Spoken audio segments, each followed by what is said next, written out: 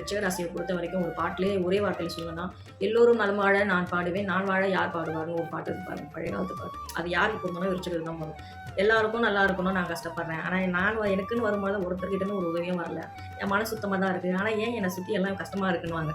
So இது விருச்சிகத்தோட வார்த்தையே இதுதான். ஸோ இப்படிப்பட்ட விருச்சிக ராசிக்காரங்க உங்களுக்கு இருக்கக்கூடிய பண நெருக்கடி, கடனோட தொல்லை, மனக்கசப்பு இதெல்லாம் ரிலீவ் ஆகணும் அப்படின்னா நீங்கள் நிறைய முயற்சி எடுத்துக்கிட்டே இருப்பீங்க, போராடிக்கிட்டே இருப்பீங்க. ஆனால் சக்ஸஸ் ஆகிறது தான் உங்களுக்கு ரொம்ப பெரிய டஃப்பாகவே இருக்கும். உங்களுடைய காரியம் வெற்றி பெறணும்னா நான் சொல்லக்கூடிய இந்த முறையை பின்பற்றி பாருங்கள். இதில் தான் சில விஷயங்கள்லாம் சொன்னால் அப்படியா இப்படியா தற்கொலைகளா அப்படி இப்படின்னு 1000 பேர் பேசுவாங்க. அதெல்லாம் காதில் எடுத்துக்க நமக்கு ஒரு நல்ல விஷயம் நடக்குதுன்னா அதை யாராலையும் பொறுத்துக்கவே முடியாது.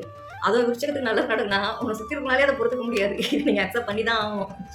ஸோ எப்போ நீங்கள் தோப்பீங்க, எப்போ நீங்கள் வந்து வீழ்வீங்கன்னு தான் உங்களை சுற்றி இருக்கிற கூட்டம் உங்களை பார்த்துக்கிட்டே இருக்கும். காதிலே வாங்கிக்காதீங்க.